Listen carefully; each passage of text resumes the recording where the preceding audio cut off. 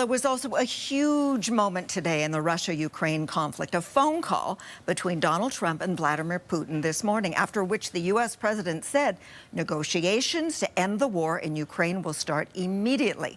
He also spoke with Ukraine's President Zelensky. Let's bring in CTV's Washington Bureau Chief Joy Malbon. And Joy, talk to us first about the significance of that call between Vladimir Putin and Donald Trump. Sandy, as one U.S. diplomat put it, Russia's president is no longer an American pariah. Now, this is after President Trump and Vladimir Putin spoke by phone for about 90 minutes, according to the Kremlin. They agreed to work together to end the war in Ukraine, setting up teams, agreeing to begin negotiations almost immediately. Trump's new defense secretary, Pete Hegseth, was at NATO in Brussels, and he delivered a blunt message to Ukraine that they'll have to make huge concessions for peace. Here's what he said. We want, like you, a sovereign and prosperous Ukraine. But we must start by recognizing that returning to Ukraine's pre-2014 borders is an unrealistic objective. The United States does not believe that NATO membership for Ukraine is a realistic outcome of a negotiated settlement. So a bit of information, Joy, about what that plan might be. But I know we got some more details from the press secretary as well. What did she have to say?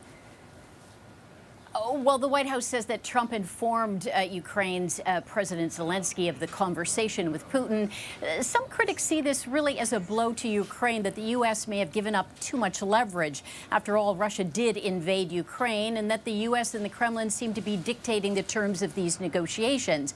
And those negotiations, Sandy, actually will begin Friday in Munich.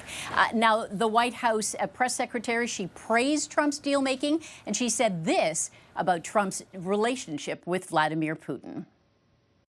I believe this nation views Putin and Russia as a great competitor in the region, at times an adversary, but as the president has said as well, he enjoys having good diplomatic relationships with leaders around the world, finding that common ground, also calling them out when they are wrong, and leading from a position of peace through strength. Sandy, this is all part of Trump's playbook, pledging to remove America from foreign wars and entanglements. Trump and Putin also agreed to visit each other's country, opening a new chapter in Russian relations. Sandy? All right, Joy. It's one thing after another.